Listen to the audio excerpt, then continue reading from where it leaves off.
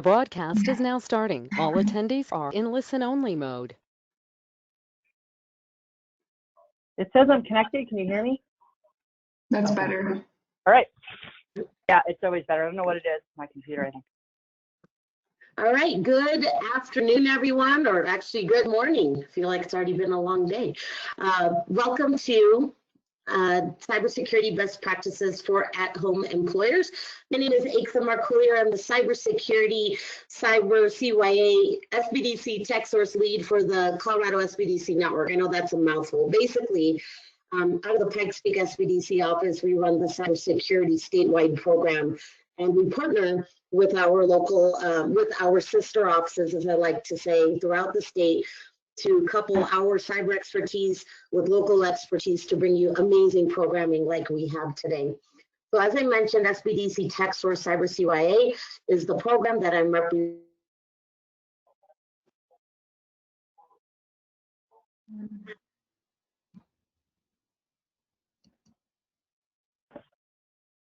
Aiksa? His colleague, Mary Shepard, who is the director of the Southwest Colorado Small Business Development Center in Durango. Mary? Hi, welcome everybody. Thank you for joining us today. I am the director of the Southwest Colorado Small Business Development Center, and we cover the 5 counties and 2 tribes down here in Southwest Colorado. We're one of 15 centers across the state, and we're really excited to be partnering today with Aiksa and her team because we are a statewide network, and we do leverage the programs and the services from across all of our networks to all of the citizens of Colorado. I'm also thrilled today to have Rodney Gullatte and Jennifer Bassignani presenting for us today. I would say after this, if you are interested in reaching out for additional services from SBDC, you can certainly reach out to Hannah and myself and to Aiksa at Pikes Peak. But we can also connect you with the SBDC Center in your area if you are not in one of our areas. So we're thrilled to have everybody join us today. Thank you for being here. I will go ahead, and I'd also like to thank Hannah Birdsong, my office manager, for doing such a good job on putting this together today. So I will, sorry, I didn't say, go ahead and advance the slide. Or did you want to talk about cybersecurity next? Yeah, if you don't mind, what I'd love to do is just give everyone a heads up that Cybersecurity CYA program covers assets. We love to have fun with our titles of our programs in the SBDC land. It's available to all businesses throughout the state of Colorado. Again, it's a statewide program. There's free consulting available to you on cybersecurity topics. If you are in Durango, if you're in Grand Junction, if you're in Denver, you have access to cybersecurity consulting for your business. It is just as important as knowing what your profit and loss statements look like. It's just as important to know what your bookkeeping is or anything else that's required for your business. There's a lot of laws out there. There's a lot of regulations. Not only that, but you want to protect yourself. So this program was built to help you guys. It's free consulting, tons of free workshops, on-demand workshops you can find online. Go to pikespeaksbdc.org/cyber. And you can apply for any of the consulting through Mary, through Hannah, through any of your offices, and then find our training on there. So it's an important program, and it's one that is available to you. Next, I'd like to give it back to you, Mary, to do an event overview. We'll go back and forth a little bit, and then we'll get started. Yeah, okay, so we're really excited about today's program. We know that there are a lot of businesses that are continuing operations by having their employees continue to work from home. And there are some risks involved with that. So we wanted to bring in some people that specialize in kind of HR and cybersecurity to talk about how you can really protect yourself, protect your employees. So today we have Rodney, as I said, and Jennifer. We'll do intros on each of them. So we're excited to have them. But the topics today, did you want me to go through the topics? Sorry. Yep. Topics today include virtual private networks, securing online accounts, remote work best practices and policies, and regulating personal device use. So we'll move into introductions. Very good. Okay, so I'm going to jump in quick and introduce Rodney Gullatte Jr. He is the founder and owner of Firma IT Solutions. He is also a cybersecurity consultant and COVID-19 team member for the PEC SBDC, and once a consultant, they're a consultant for our network. So Rodney has been one of our leads on our cybersecurity program, has been with us since the start of it. He is the owner of Firm IT Solutions, as I mentioned. He is a United States Air Force veteran, also a spouse of also a veteran spouse, right, Rodney? Yes. And his certified ethical hacker, network defense architect, and so on. He has just done such great work and has really applied himself to get the certifications needed to be trusted and valued as a member of our SBDC community and to the small business community. So please view his consultant bio, ask for consulting with him through the PEC SBDC website.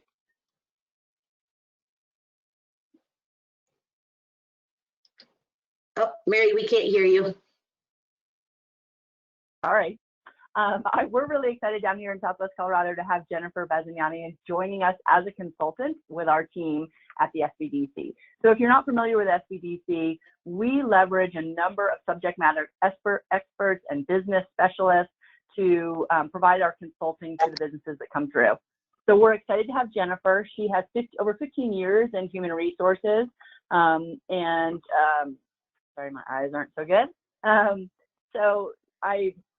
15 years in human resources, working with business leaders and leadership building, successful teams, innovative ideas to bring out the best in employees, and laying the foundation for highly functional HR departments.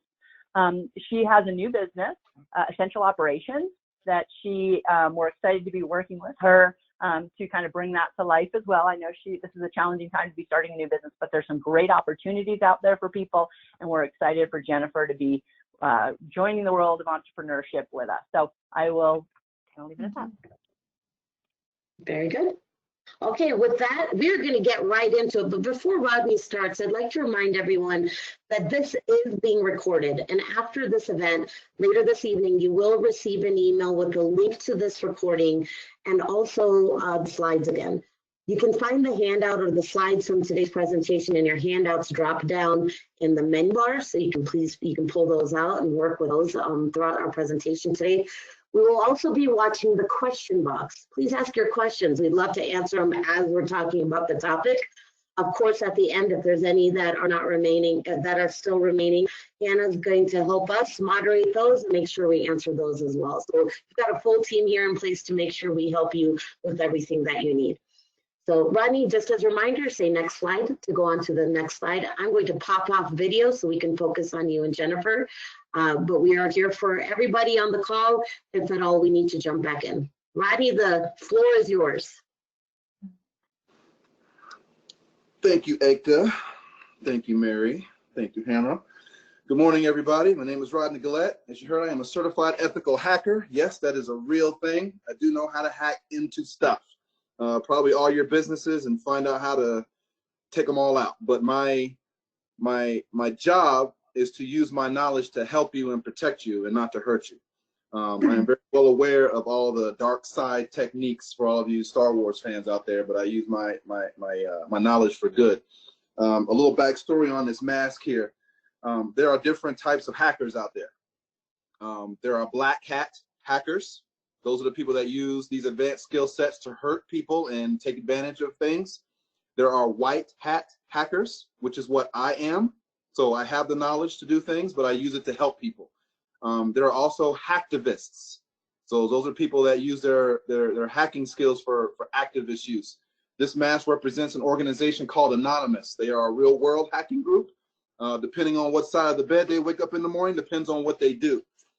They've done things like try to keep ISIS from posting videos online to recruit. They've also done things like shut down the Sony PlayStation network because they didn't like a movie that Sony Pictures released. So it all depends. There is a documentary, if you want to learn more about hacktivism. It's called We Are Legion, and it goes into detail about the group called Anonymous. They try to take out the Church of Scientology, and what they didn't realize that the Church of Scientology has a massive amount of money and resources, and they have their own hackers. So they came back and found most of them and really disrupted their lives. So it's nothing to play with. I want to talk to you today about this whole trend about people working from home now because of COVID-19. And the first topic I want to discuss with you are passwords. So the correct type of password should be a passphrase is a good password. So if you say, I love the SBDC, it is so awesome, and you capitalize the first letter and you capitalize SBDC, you put a period at the end and you have spaces in between the words, that's a fine password. It's fine. Your password should not be words, no dictionary words, not even dictionary words in other languages. Those are bad. The title of this slide says passwords, and some of the letters have been changed for symbols and stuff. Those passwords aren't very good either. You should change your passwords every 90 days. Your password should be at least 10 characters long. It's preferable for it to be some random combination of uppercase, lowercase numbers, and symbols. That's the best thing for you to do. You should be using multi-factor authentication anywhere that is available for your online accounts. So, Rodney, what is multi-factor authentication? So a lot of times you folks log into your online accounts with a username and password. That's the most common way people log into accounts. That is one factor of authentication, which is something that you know. You probably started seeing websites or online accounts where after you put in your username and password, they're asking to send a code to your phone. So that is an example of something that you have, your phone. So it's a combination of what I know and what I have. That's two-factor authentication, aka multi-factor authentication. There is a third factor of authentication called something that you are. So I have the iPhone X, I look at it, smile, it opens right up. Choosing biometrics, 3D modeling of my face, your fingerprints, your retina scans, the cadence that you use when you type. There are security cameras being developed right now that can track the way you walk, because everybody has a particular way that they walk. Yeah, that's coming. This is 2020. This is 21st century. It's real. So that's an example of multi-factor authentication. Many of your banks have it. I know that GoDaddy has it. I know that Gmail has it. A lot of online accounts are going to that. So if you don't have that turned on and you are logging into your online accounts just using a username and password, go look at the security features, the security settings in whatever online account that is, and turn on two-factor authentication. It's very important to do that. The other thing you need to consider is to lie on your secret questions. What are the secret questions? When you forget your password, it asks you for your mother's maiden name, or your high school mascot, or the first car that you bought. I don't know how many of you are on social media. Most people are on social media, then are not. So I'm sure you've seen posts on social media that say, "Hey, what was your high school mascot?" Put them in the comments below, and you'll see hundreds of people's real names in their high school mascot. Or it'll say, "Hey, where'd you go on your first honeymoon?" Put them in the post below, and you'll see people's real names, hundreds of them, and where they went for their honeymoon. Those are secret question answers. You don't want to participate in those things. So hackers, criminal ones, use what we call in the industry advanced persistent threats and social engineering. And social media is a great platform to launch all those attacks, because people are willing to just give out information without thinking of who is asking the question. So the best answer for what your mother's maiden name is a random string of uppercase, lowercase numbers, and symbols. Don't put a word in there. Just put something crazy long in there, like 30, 40 characters. Now, your next question is, Rodney, how am I supposed to remember a different password for every online account I have? How am I supposed to remember to change them every 90 days? How am I supposed to remember all these lies that I put on my secret questions? How do I do all that? You use a password safe program. They have a lot of those out there. There's a lot of different ones. I personally use a program called LastPass.com. They have I'm not a big fan of free solutions, but I have one or two that are pretty good to use. And LastPass is one of those. They have an app for your phone. They have a plugin for your web browser. That is another thing that I see somebody's Slack account on the screen. Yeah, there we go. Yeah. So it has an app for your browser. Another thing to consider is never, ever, ever save your passwords to your web browsers. Now, for those of you using a Mac and you're using Safari, you have a feature on your Mac called a keychain. That's okay. That's the same thing as a password safe program. and that transfers to your iPhones as well. So that's okay to use if you're using the keychain. But I know like Firefox would be like, hey, do you want me to save your password? Don't do that. Microsoft Edge, hey, you want me to save your password? Don't do that. That's all bad stuff. So let's roll to the next slide. If you got any questions on this stuff, please throw them in the question box.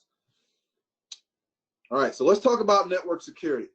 So I already know that a lot of businesses, more businesses than the ones that aren't, do not have their networks at their business secure. I don't know who the internet service providers are in the Fort Lewis area, but down here in Colorado Springs, we have primarily Comcast and we have CenturyLink. Excuse me. So for those people that just have the modem and then they have all their network devices, those networks are not secure at all. So if you're up there in Fort Lewis area in Durango and all you have is your internet service provider provided modem and you have no other device on your network that's providing security, you're probably really vulnerable, like one click away from a cyber attack vulnerable. So that's what we were dealing with before COVID. So now with COVID-19, people are taking this work home with them. The home networks are really not secure. Nobody's thinking about that at home. So what do? It's really good for businesses to purchase the computers. I'm going to talk about that on the next slide, but purchase the computers that you are giving your client, your employees to take home. If you are at home and you have a guest wireless network that you have access to, that you're providing for yourself, use that. Don't use the one that everybody's connecting to with their Xboxes and their PlayStations and the smart TVs and your smart refrigerators and your security cameras. Don't put your work computer on that network. Use the guest. Somebody had a question. The new Xfinity X5 supposedly has more security within it. Do we still take the same measures to secure our home network? Yes, you do. Now, here's the thing. A lot of people claim that they are doing security. And as a hacker, a trusted source, some of those people aren't doing a good job. Equifax offers identity theft monitoring when Equifax indeed leaked all of your information to the dark web, right? So, you know, there's trust issues with that. And I have the same kind of trust issues with Comcast because I have repeatedly gone to business offices where they set up their cable modem with the default username and password used to access the configuration on that modem, which is username cuss admin and the password is high speed. You can Google it. Everybody knows it. And they will set it up in a doctor's office with HIPAA information. They will set it up in a tax office with all your tax information with all that open. So now they're offering security on their devices. I don't trust it. I don't trust it. I trust myself before I trust them. Will a Netgear extender suffice as a separate network? So the Netgear extender is extending an already existing network. You still need to use your guest. If you have a Netgear router, in addition to your modem, you need to make sure you have the guest network set up. And that extender will extend that guest network anywhere in your house. So use the guest network so you have a separation between your home network that everybody's using and your guest. If you are going out, some people are starting to go out now. A lot of these public places have public Wi-Fi. There are ways to hack public Wi-Fi. I can actually, through my phone, if I go to Starbucks and you're looking at the Starbucks Wi-Fi, I can broadcast the same network off my phone that says Starbucks Wi-Fi. So you have a 50% chance of accessing Starbucks' Wi-Fi or my fake Starbucks Wi-Fi. If you access mine, I can create fake versions of all of your favorite websites and infect your computer really, really fast. And once I've infected your computer, you will take that computer home. Now I'm in your house. Or you will take that same computer to your office. Now I'm in your office. So the best thing for you to use, a lot of these phones now have a mobile hotspot feature. So use that hotspot feature when you're out in public. If you don't have, let's say you're out somewhere where there's no 4G LTE or 5G and there's a Starbucks somewhere and you need to get online. So go to Starbucks, but make sure as soon as you connect to that Wi-Fi that you connect to what's called a VPN. VPN stands for Virtual Private Network. A VPN will create an encrypted connection, which is, you know, for to explain it easily, it just scrambles all of your data. So if somebody is trying to hack you, they can't read any of the information that's coming from your machine to the internet. They can't see it. It's all garbled. If you don't use a VPN, people can actually see your transactions and your data as you are doing wireless stuff online. The VPN is set up by the business. So the business needs to have a VPN server set up at their office that their employees can connect to from anywhere. We do this for employers all the time. Make sure you update the firmware on your routers and your other devices. So whoever wrote the question about the Netgear extender, if you have a Netgear router or some third-party router on your network, once a month, you need to make sure you go into that device and update what's called the firmware of it. That is software that helps that hardware run. There are security updates that run in firmware. Your phones and your video game consoles typically won't let you connect unless you update your firmware. Like your phones will alert you, like your iPhone, you'll have like that big 1 or something next to your security settings. On your Androids, you'll get a pop-up saying that, hey, you have a firmware update, you need to run it. Make sure you run it when it says to run it. There are security updates in that. For the rest of the devices, like your Netgear routers and any other devices, they don't ask you to update them. You need to go in yourself manually and update those yourself. If you have a Ring doorbell system, the Ring doorbell systems and the Ring security systems, they do automatic firmware updates. If you have the Nest systems, they do automatic firmware updates. But if you have a smart TV, television that runs Netflix and Amazon Prime and all that stuff, you need to go into your television settings and update the firmware on your TV. If you don't know how to update your firmware, Google it. Google the make and model of your device and how do I update my firmware. If you have a network printer, that's a printer that connects to Wi-Fi or the network, those have firmware in it also. And a lot of people don't update the firmware in their printers, and printers are a really good way for a criminal to hack into your network through your printers. Make sure you go in once a month and update the firmware on your printers. When logging into Wi-Fi, does the padlock symbol mean it's using a VPN? No, it doesn't. A VPN would be something else entirely that you would need to access to engage. VPNs take a pre-configuration. Somebody needs to set that up. That's a professional, and then teach you how to connect to it. So it's not something that's going to be like an automatic thing that just shows up. There are companies that sell VPN services for like a monthly fee. I don't trust those, and here's why.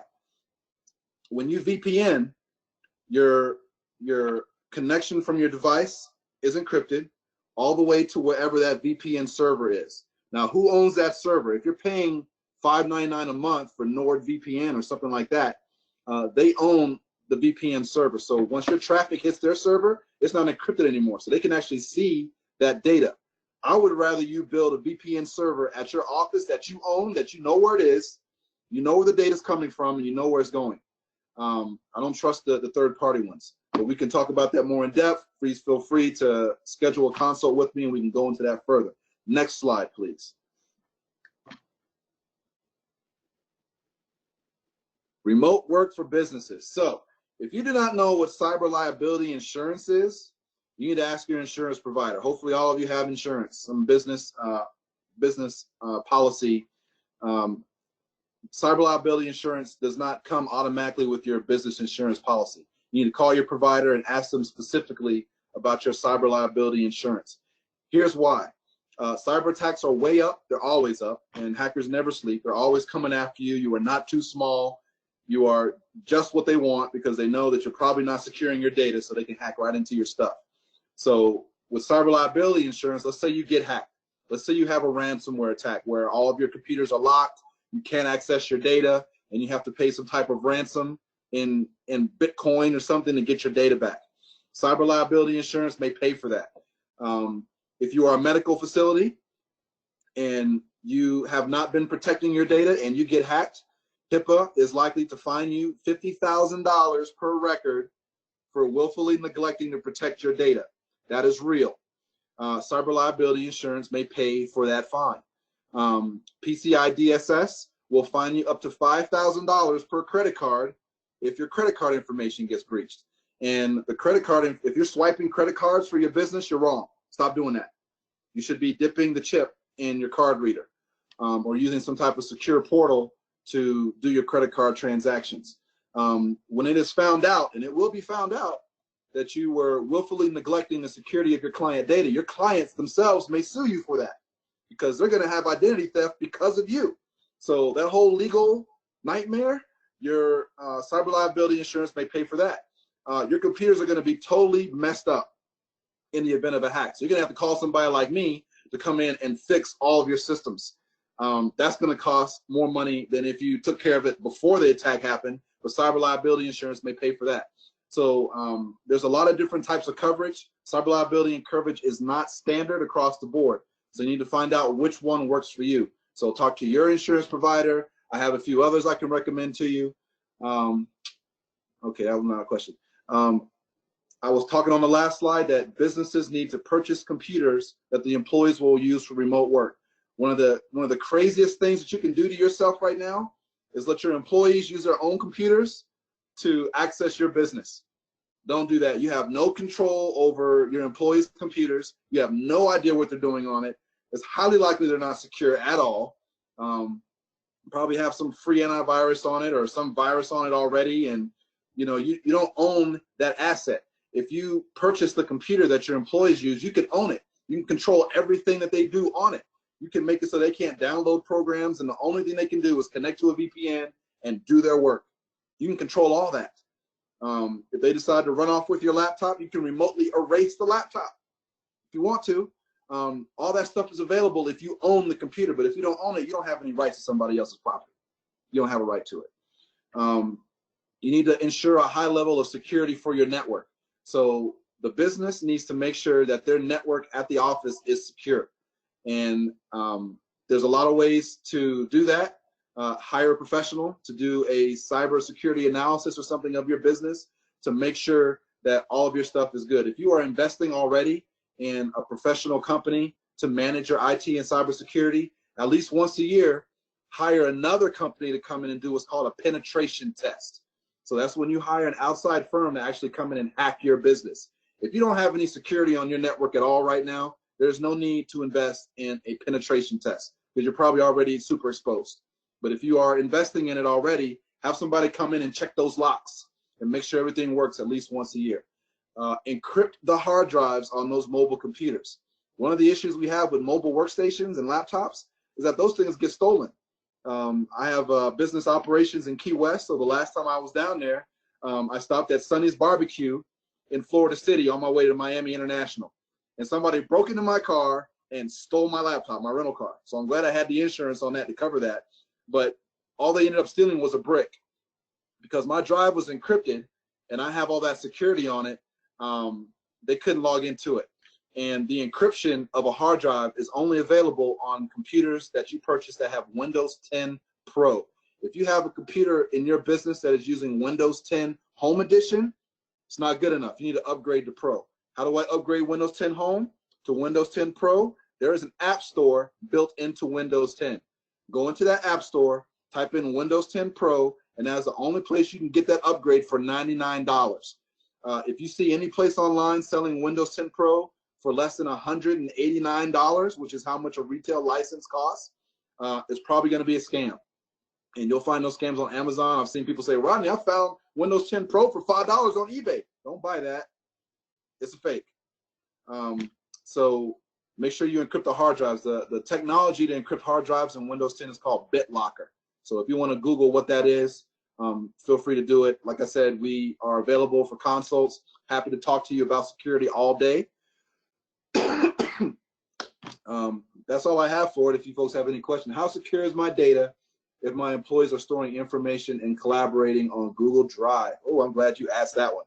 So let's talk about Google for a minute. If you are using G Suite, it's okay. If you are using Google Drive at gmail.com, their free service, that is not okay. Google owns all your information. So how many of you read that super long user agreement that you have to click yes to and agree to when you set up a Gmail account? Not a lot of people read that agreement. You just hit next, next, next, give me my Gmail account, give me my Picasa, give me my G Suite. I mean, not G Suite, but give me my Google Drive. In the middle of that contract, Google tells you that, dude, we own all of your information. And not only do we own everything that you send in our platform, we are selling it in real time. I have been in law firms that have all of your legal data in a free Gmail account, Google Drive, which is bad. If you're using G Suite, that is a different user agreement. They are not selling your data. Microsoft 365 for business, that is also another alternative that I strongly recommend you use. But if you're using any free email, if you're using any free Gmail services for your business, that is not good. If you're using Yahoo or AOL for your email for your business, those two platforms are hacked right now. They've been hacked several times. Yahoo's been hacked at least 3 times that we know of, and they lied about it every single time. We had to find out about it. So be very careful with using free services for your email to conduct business, because other people are in them using it for their own purposes. Now, Gmail is really secure. It's probably the most secure out of all the platforms, but they're secure for their sake and not yours, because they sell all that data to everybody. Are there any other questions in there? Hope that answered your question, Jennifer. All right, cool. Well, if you got any other questions, we'll come back to them. Jennifer, the floor is yours. Great. Thank you very much, Rodney. I will be spending my day changing all of my passwords today, so thank you for that information. Good. I'm going to recommend the 3 policies that you see on the screen right now to consider implementing to help protect your business. You may not need all 3 of them. It may be a combination of, but I'd like to touch on all 3 of them. And so why would you want to implement the following policies? Let's say that you're sold on taking Rodney's advice, which I absolutely think you should be, and you're changing your passwords every day, every 90 days, you're setting up your VPN, you're updating your firmware. When you put policies in place, you're educating your employees how to protect not only your business's sensitive information, but that of your clients and your customers.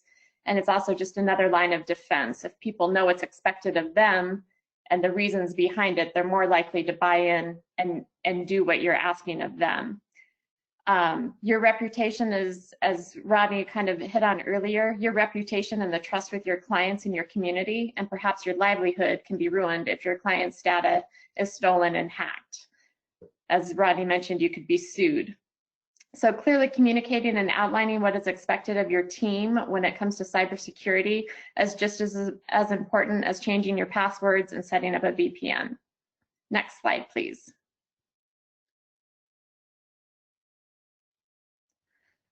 First policy I'll touch on would be a remote access policy. The purpose of this policy is to define the rules and requirements for conducting your company's connecting to your company's network. This document is meant to explain how to connect to the network and to authorize an appropriate manner of connecting.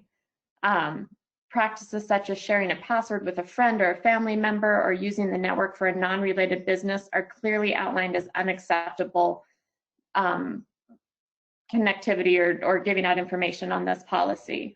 This policy would apply to all of your employees, contractors, vendors, anybody that has access to your network. It's a level of security about these are the steps you need to take if you are accessing our information. I'm sorry, if you don't have the funds to hire a professional to set up a VPN and all your proper security to protect your business, you can use this device, and Rodney just shared that information with you. Next policy, so next slide, please, would be an acceptable use policy. And this policy is to protect your business from any legal actions while clearly communicating to your employees your expectations regarding their behavior. So what this means that you're talking about systems including network access, email, voicemail, internet access, and remote access that should be used for only conducting business. Obviously, in this day and age, we know that employees are checking personal email, browsing the web, looking at Twitter, YouTube, etc. So occasional personal use of the system should be permitted, but the information, data, messages that are accessed, processed, and shared, retrieved, and stored in these systems should be treated no different from any other records. So if you think about, we still have, a lot of us still use paper documents that have sensitive data on it. In the human resource world, New employees fill out an I-9, which means that you are eligible to work in the United States. That has a lot of sensitive information on it. It has your social security number. It may take copies of your driver's license, your passport, etc. That information needs to be in a secure lock filing cabinet, not just sitting on my desk. So the acceptable use policy is also is kind of that same idea. How are you and what are you doing with that secure data, that personal sensitive data, and how are you keeping it locked? As the case and with all of these policies, it's far better to lay out the expectations and acceptable use and get employees on board early so that you don't have to backpedal if something does go wrong. Communicate and educate your employees and re-educate your employees of why these policies, procedures, everything that Rodney talked about are important for keeping your business and your clients' information secure. Worst case scenario, a staff member could introduce malware into your office or network environment by visiting a site that had been blacklisted. If you have an acceptable use policy in place, you can define which sites your employees are not allowed to access while they're on your business network to secure your business. Next slide, please.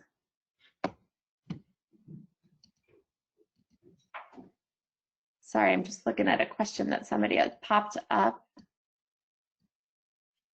It says, we all work remotely without a network and share our documents and file on MS SharePoint. Does that negate the need for a VPN to access SharePoint? Rodney? You're taking a risk, my friend. You should run that over a VPN. Thank you. Yep. The last policy that I'll talk about is a work from home policy. I think that as we've talked about with COVID-19, more people are working from home than ever before. Many people, it was obviously quite a surprise and just set up shop at home, do your work, get things done without a whole lot of thought of what that means to really be secure and what it means for employees to work from home. So not only is this policy important to address remote access to company information and systems and use by employees on their personal devices and company devices, but it clearly outlines the employer's expectations of your employees working at home. So this includes acceptable working hours, taking breaks. If you're a non-exempt employee, an hourly employee, tracking your hours worked and much more. So I think that this policy you can roll in some of the other policies we've talked about, but it's an important policy, I think, for anybody to have that currently has employees working from home. It's important to remember that most employees are not thinking about the security of their employer's information. They're trying to get their work done. Oftentimes with kids running around in the background, you're trying to homeschool, you have dogs barking, birds flying around, you're in a different environment. So they're truly just trying to figure out how to get their work done and to meet their goals. So companies should plan to ensure the organization is prepared for responding to a data breach or a security incident. Make sure that you're sharing your IT person's contact information. If something does happen, what's the protocol? Do you contact your IT person directly? Do you go through management? Make sure that you have some of these protocols lined out so employees know what to do in the event that there is a breach of information.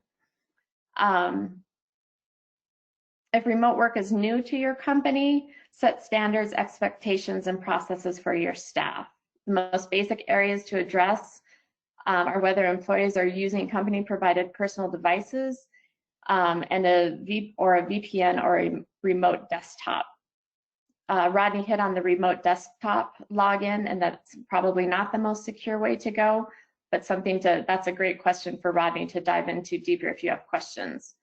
And the other is whether work from home systems can be tested for security. And then lastly, in the event that you are allowing your employees to use their own devices, your bring your own device to work policy, that's something that should be discussed. As Rodney said, that's maybe one of the worst things that you can allow to do. Again, in this situation that was a crisis, people are just home using what they have on hand. But if you think about it, oftentimes those devices might be handed off to one of your children or a friend of a friend. And how good of a job did you do erasing all the data that was stored on your computer that you were just recently using for work? And whose hands does that end up in? And what kind of breach of confidentiality does that create for you and your business? So I repeat what Rodney said. Buy devices for your employees when they're working from home. Give them laptops. Buy them a mobile phone if that's what they need to get their work done. Don't rely on them using their own personal property because of the potential hazards and breaches that could bring up for you and for your business. As with all the policies that I discussed, they can be modified to fit your business and the culture that you have. They can be rolled into 1 or 2 different policies. Certainly not trying to be bureaucratic. It's about protecting yourself, protecting your business, your reputation, your clients. And I will, sorry, I have a question.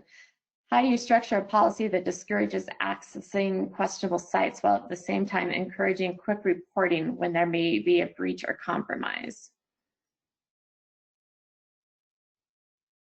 I'm just processing the question. If you have anything to add to that, Rodney, please do. I think you outlined, oh, go ahead, Rodney. That acceptable use policy that Jennifer talked about, put that in there. Right, like you wrote it perfectly, Mary. You know, we discourage you accessing questionable sites. Like, we own this asset, and you are not allowed to access questionable sites. And another comment that I had made earlier is that through content filtering, you can actually control it. So it's not only questionable sites, but you don't want your employees looking for a job on company time, right? You don't want them accessing, you know, Indeed and all that kind of stuff, and while they're working for you. So you can block those sites. You can block gambling and pornography, and, you know, right now, if you don't have content filtering, you don't know if they're watching those things. And as a business owner, you're the one that's going to be on the hook, not your employee. If your employee is watching like child pornography or something on your business network. So it behooves you to do what you can to control that with a technical control, like content filtering, and make sure that they have that acceptable use policy that they have signed. They need to sign all these documents that Jennifer was talking about. So yeah, you have the signature. So when they violate it, you bring that document back out. Like, look, you violated this. Now we have a pink sheet issue. That what you call it in the HR realm, Jennifer? Pink sheets. Look about pink sheets. Call it a pink sheet issue. Sure, we'll bring that back from the 70s. That sounds good. And Mary, the second part of that question, I think, you know, yes, you're trying to structure a policy that discourages accessing questionable sites. Somebody does that, and now there's a breach, there's a hack, and we need to address that immediately so that it doesn't get too big, so that we can mitigate the damage that's been done. I think it's educating your employees what that means, why it's important to not look at these sites while you're on a business network. In the event that you do, I think it's almost like working with kids. It's better to know sooner rather than later so that we can take care of the problem. In the policies that you outline, there could be a section on what are the consequences if. I think depending on the level of breach, what they have done would probably, you know, would correlate with the type of disciplinary action that was taken with the employee. So I think there could be a step process behind that depending on the size of the breach and what happened. Rodney mentions that when you have been hacked, the process to handle that is another process called an incident response, and that's another policy that we can talk about if needed to put into place, and that would be the steps that you take in the event that you're hacked. Who's informed first, second, etc., and what needs to happen to clean up that breach.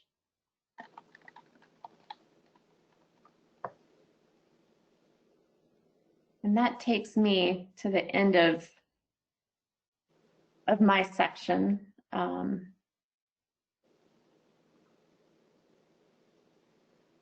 So happy to open to any other questions for myself or Rodney.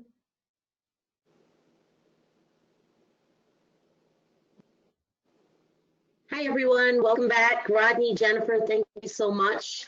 I'm popping back on because we did end a little bit early, and we have so much information or additional information we can provide to you in regards to your specific business. So now you do have the opportunity to ask questions.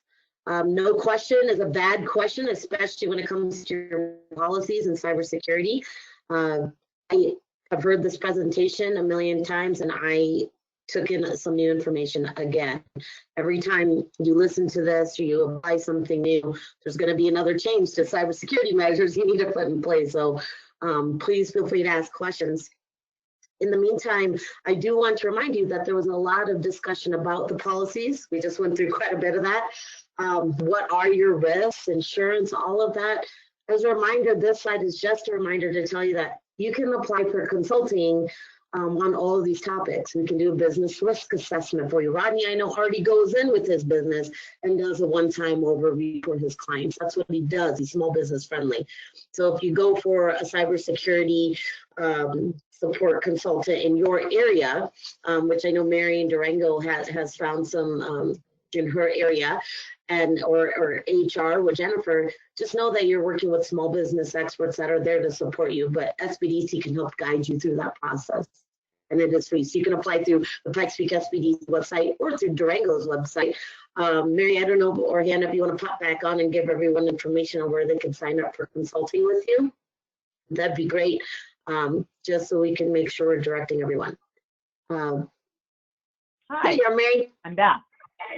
Yeah, absolutely. Our website is sbdcfortlewis.org/consulting is where you start the process. If you want to just give us a call, you can go to sbdcfortlewis.org is our website. You can find all kinds of resources.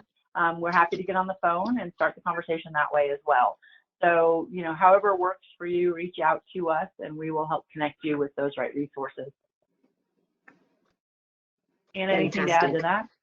And our information is on one of the last slides, so you can capture my email, our phone number, and then also our website right there. Very good. There it is. All right, well, going once, going twice, everyone. We don't have any other questions. I think that information was so well provided to everyone. Rodney and Jennifer, we really appreciate your support. Even if you know, we provide your expertise to the SBDC, but if you really need additional help, past the guidance, how do they get a hold of you, Rodney? They can hit me up on my website. I'm posting in the chat. And I've got a number. Okay. And also, so feel free to reach me. We can talk through the SBDC all day. So, you know, if you want to talk about it and get some more knowledge, contact the SBDC, but it doesn't matter where you are geographically. We can reach out and touch you as long as you have an internet connection. So we're good. Very good. And Jennifer, can you provide your contact information again? Absolutely. Again, you can contact me through Hannah or Mary for the Southwest Colorado SBDC for consulting. My website is essentialoperations.hr.com. I also put my phone number in the chat box as well, so you're welcome to contact me and we can talk about the right policies that might need to be put in place to protect your business. Okay, very good. Well, Mary, Hannah, any last words before we end our workshop today? No, thanks everyone for joining us today, and thanks to our presenters for doing such a great job. Yeah, absolutely. And the information doesn't stop here. Connect with Southwest Colorado SBDC, Pikes Peak SBDC, or any SBDC around for consulting in cybersecurity or HR needs. We're all here for you, especially during the pandemic when working from home is happening all over the place, going virtual is happening all over the place. And there is so much you already need to think of, but there are easy solutions that SBDC is providing you that you can do for free to manage your business and take care of the security aspects. So again, connect with us. Thank you for the questions that we did receive. I know you're going to think of something as soon as you get off this phone call. So connect with us and we'll help you even after today. Thank you all so much for joining. Yep. Sorry, we see a lot of people who find this information overwhelming, and so they kind of do an ostrich in the sand. You can chunk this into pieces. It's doable even for very small businesses. Don't do nothing. If you're concerned that any of these are not being well managed in your business, like Ika said, please contact us and we can find a manageable solution for you to at least start the process of getting to where you need to be. Yeah, that's absolutely right. Have a wonderful day, everyone. We appreciate you taking the time to be with us today. Thank you, Rodney. Thank you, Jennifer, Hannah, Mary. Love the collaboration that we have on this program. And we'll see you all again soon. Have a great day. Thanks. Thanks, Bye-bye. everyone. Bye-bye.